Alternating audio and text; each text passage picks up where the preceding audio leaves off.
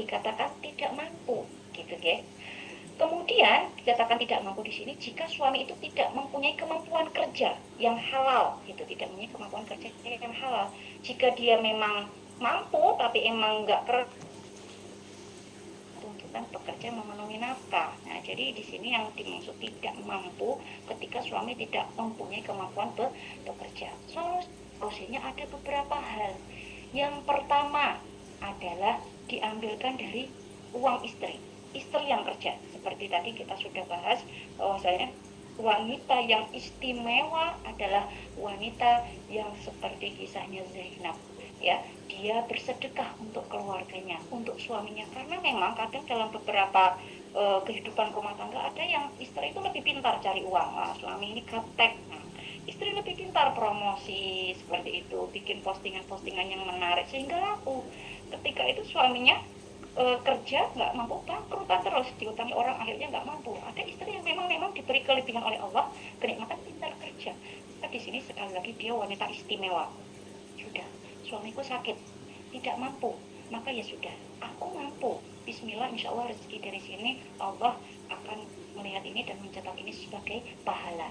Atau bisa jadi karena istrinya yo rodok pelit, maka di situ suami menganggap ya istriku kamu kerja tapi nanti ketika aku sudah mampu, karena sekarang sementara aku tidak mampu kerja gitu kan, misalkan karena suatu hal, maka kamu bayarkan dulu hutangnya. Nah, misalkan seperti itu, maka ini secara aturan fikihnya, maka artinya begini, ketika nanti kehidupan rumah tangga terjadi itu tidak hanya berdasarkan patokan-patokan ini saja. Kemudian itu tidak mampu, ya misalkan karena sakit itu tadi, misalkan tadi ya, sehingga dia tidak mampu sama sekali untuk bekerja, maka di sini suami bisa berhutang. Maka di sini adalah berhutang yang diperbolehkan gitu, yang tidak dianggap aib oleh agama, maka boleh karena ini memang untuk memenuhi kewajiban.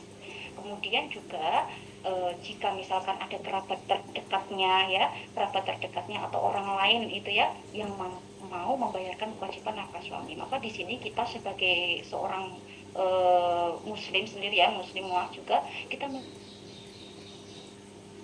wabda biman ta'ulu, lihat dari yang terdekat, adakah keluargamu, saudaramu di sini yang kekurangan.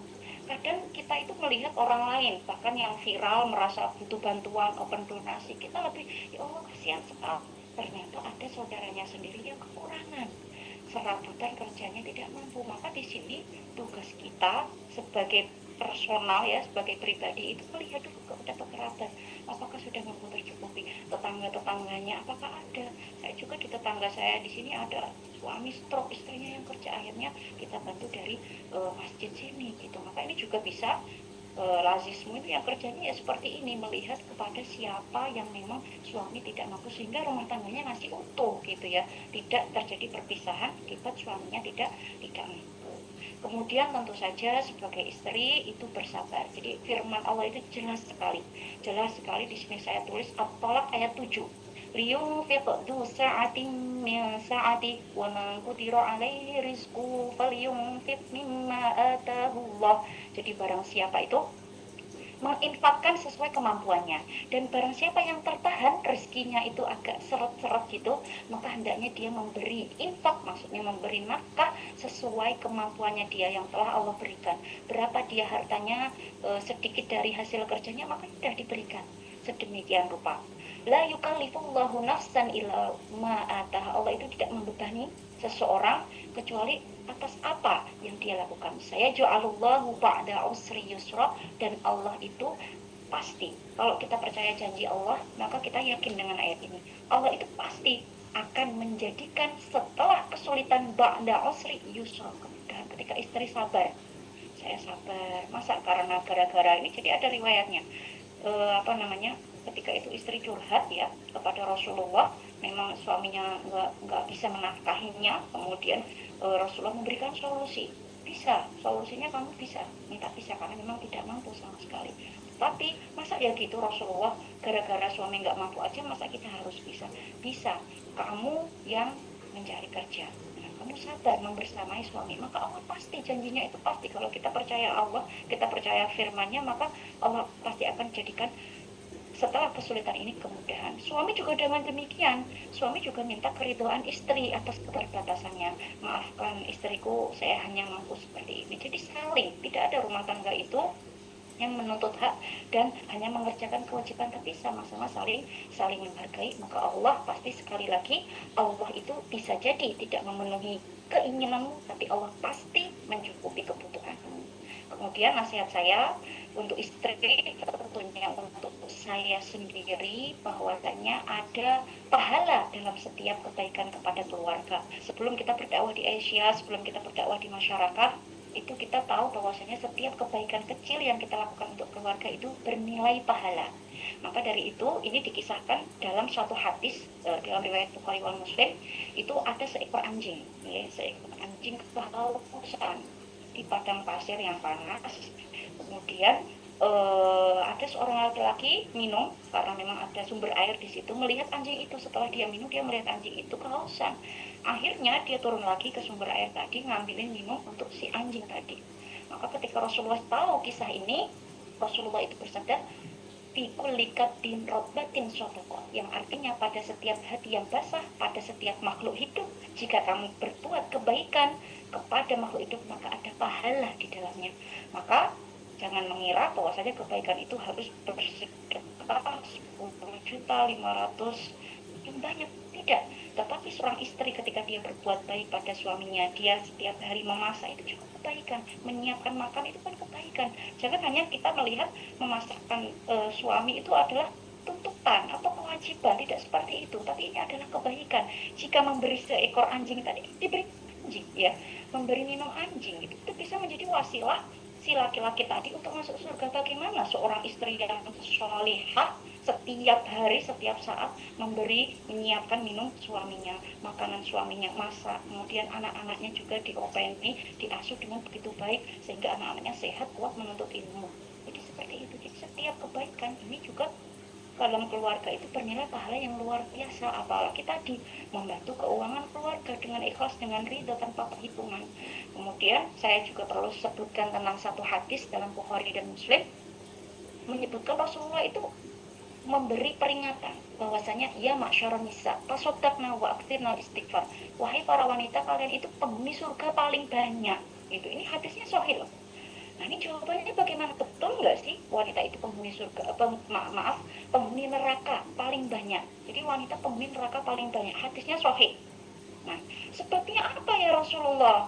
Rasulullah sabda, tukfirna la'na wa takfurnal ashir, kalian itu sering laknat ke suami. Maksudnya laknat itu ngomel-ngomel, kurang uangnya, makannya cuma sedikit, ngomel, tidak bersyukur, mengingkari kebaikan suami tadi. Sekali lagi, karena standarnya pakai medsos, melihat bagaimana keluarga lain yang lebih romantis, sepertinya dalam konten seperti itu ya, maka nggak bersyukur, membanding-bandingkan, akhirnya mengingkari, padahal suaminya sudah baik, sudah bertanggung jawab mencari nafkah, meskipun mungkin dalam kesederhanaan, sudah mau dan tidak sanggup. Nah, seperti itu. Ini mengingkari kebaikan suami. Maka wanita-wanita sepertilah neraka. Maka benar atau tidak, wanita itu penghuni neraka terbanyak. Tapi di sini Rasulullah ngasih kunci. Jadi kalau dipotong hadis yang pertama itu ada kuncinya. Rasulullah nggak cuma berkata seperti ini untuk merendahkan wanita. Rasulullah ngasih kunci. Kuncinya apa? Ya ma'syarun nisa tasaddaqna wa aktsirnal istighfar. Rasulullah ngasih kunci biar nggak masuk neraka, maka kalian itu loh sedekahlah, jangan pelit-pelit. Karena biasanya wanita itu memang agak perhitungan, boleh hidup sangat boleh perhitungan ini penting atau enggak, tapi jangan sampai menjadi pelit yang tidak mau bersedekah. Termasuk tadi sedekah kepada keluarga sendiri, karena memang punya gaji, punya uang, dia sedekah, wes loman lah, dermawan sekali, apalagi kepada orang-orang terdekatnya. Perbanyak istighfar, banyak istighfar, mohon ampun kepada Allah, apalagi di bulan suci Ramadan. Dengan dua kunci ini, insya Allah para wanita tadi tidak menjadi penghuni neraka. Jadi ini hadisnya tidak mutlak, tapi Rasulullah sendiri memberi kunci. Yang terakhir, saya ini cukupkan karena materinya panjang ya, mohon maaf. Jadi intinya suami istri itu adalah hubungannya mitra, saling memahami, saling memaklumi, saling memaafkan gitu ya. Maka saya di sini perlu sebutkan satu ayat dalam surah An-Nisa ayat 35. Di situ yurida islaha yuwaffiqillahu bainahuma, yang artinya jika kedua suami istri itu menginginkan perdamaian, maka Allah akan memberikan taufik kepada mereka berdua. Syekh kami di Mesir namanya Syekh Usama Said Al-Azhari. Beliau salah satu penasihat presiden Mesir, ulama yang menjadi penasihat presiden. Beliau berkata seperti ini, kita itu di dalam Islam mengakui adanya taufik. Taufik itu apa sih? Taufik itu dorongan untuk berbuat baik.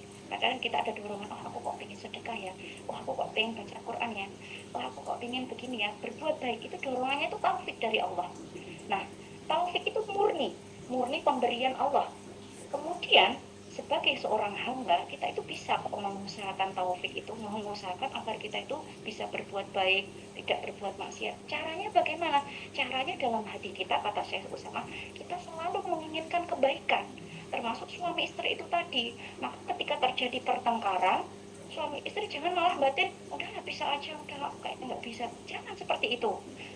Sejenak masuk kamar, tenangkan diri, kemudian istighfar, ya kan tadi sabdanya Rasul adalah aktirnal istighfar, banyak istighfar, memohon ampun kepada Allah, sehingga jangan sampai mikir yang aneh-aneh, karena setan itu Masya Allah mengganggu keluarga yang sudah baik-baik ya, agar pisah gitu. Ketika istri ini, ya Allah aku ini tengkar, aku nggak pengen pisah, aku pengen kebaikan, aku pengen perdamaian, tapi sebentar aku agak mangkel, ya nggak apa, manusiawi, tidak harus kita sempurna terus, Masya Allah solihah terus. Kita ada kalanya di titik-titik bertengkar, berbeda pendapat dengan suami, sementara berpisah itu maksudnya mendinginkan diri ya, mengademkan diri, sehingga tidak setiap keputusan itu tidak diganggu oleh setan. Kemudian tadi ya, ketika seorang suami istri menginginkan perdamaian, maka insya Allah akan memberikan taufik kepada pasangan ini. Setelahnya keluarganya Masya Allah menjadi keluarga yang sakinah mawaddah warahmah. Maka dulu ada postingan ya di medsos itu, ada goals suami istri yang baik itu apa? Jalan-jalan berdua, bisa menikmati waktu romantis. Saya tidak seperti itu. Goals saya, menurut saya seorang suami istri, goals yang terbaik ya, itu adalah bisa berdamai setelah berselisih. Jadi ketika setelah berselisih kemudian damai, rangkulan, salaman, pelukan, itu Masya Allah indah sekali. Setannya langsung kalah. Seperti itu nggih. Jadi memang manusia itu tidak ada yang sempurna. Kita ini juga manusia yang tidak ada sempurna sebagai seorang istri. Begitu juga dengan suami, tidak sempurna. Maka bertahan dan bersabar itu dengan kekurangan pasangan, pahalanya Masya Allah sangat luar biasa, sangat luar biasa. Dan sekali lagi tadi ya, tantangan di era digital ini, jangan sampai curhat urusan rumah tangga di medsos, maka tutupi aib, curhat japri ke ibu-ibu Asia di Pizza dan lain-lain sebagainya. Jangan sampai memposting aib dan permasalahan rumah tangga. Tetapi sebagai solusi yang sangat terakhir, maka saya sebutkan di akhir, bahkan saya tidak mau sebutkan, jika memang nanti solusinya itu harus bercerai, maka perceraian itu haruslah dengan cara yang baik. Jelas ayat Al-Quran itu fa imsakum bima'rufin aw tasrihun bi ihsan. Jadi kalau dalam agama, orang yang benar-benar mengikuti aturan agama itu, ketika mempertahankan pernikahan, maka setelahnya baik ya, komunikasinya menjadi baik, karena tadi ya ingin taufik Allah, bersabar, maka pernikahannya menjadi berkah. Tetapi kadang itu perceraian juga bisa menjadi solusi, maka perceraian dengan yang baik, bukan malah ngamuk, bukan malah mengumbar aib setelah perceraian, cerita sana sini dulu suamiku begini, mengumbar aib. Tidak ada seperti itu. Maka ada kisah seorang alim, beliau paham agama, mau mencerai istrinya, ya memang karena istrinya ini sesuatu hal yang sangat fatal, maka beliau ini seorang alim mau mencerai istrinya. Tetapi beliau caranya baik, tahu bahwasanya perceraian yang manut atau ikut ajaran agama itu perceraiannya baik, bukan menganggap aib. Akhirnya beliau begini, beli rumah ya, dengan isinya dikasih uang, dimasukin ke rekening, kemudian bilang ke istrinya, sekarang kamu cerai, ini saya sudah kasih rumah di sana, saya nafkahi, sudah selesai. Berpisahnya dengan cara yang baik-baik. Maka ini yang dapat saya sampaikan. Saya di sini bukan menasehati panjenengan yang tentu saja lebih paham, lebih senior dari saya, tapi ini termasuk usikum wa iyaya nafsi untuk diri saya terlebih dahulu, dan karena agama itu adalah nasihat, maka apa yang saya ketahui kita sampaikan dan kita amalkan bersama-sama. Semoga keluarga Aisyah menjadi keluarga yang sakinah, mawaddah, warahmah. Usikum wa iyaya nafsi bittaqwallah. Wassalamualaikum warahmatullahi wabarakatuh. Waalaikumsalam warahmatullahi wabarakatuh. Terima kasih Mbak Ustazah Sela yang telah begitu